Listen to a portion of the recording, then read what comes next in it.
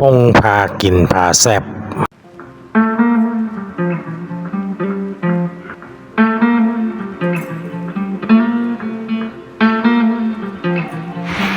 ข้าวลาบครับวันหยุดครับแต่เช้าเลยครับ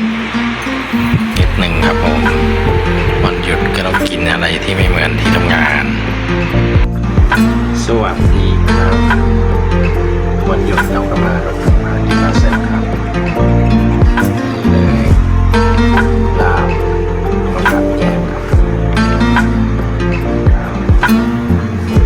เต็มๆเลยเราก็จะกินให้ทุกคนดูนะจ๊ะ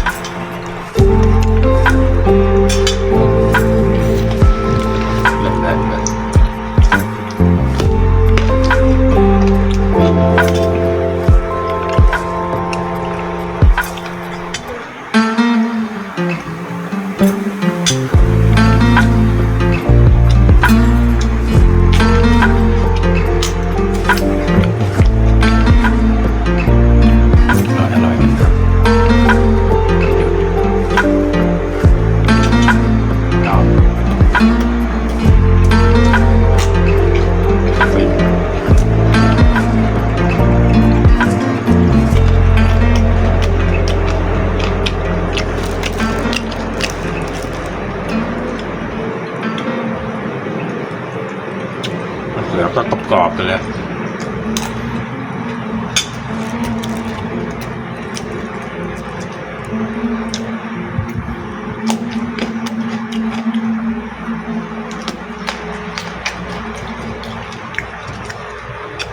โอเคนะครับ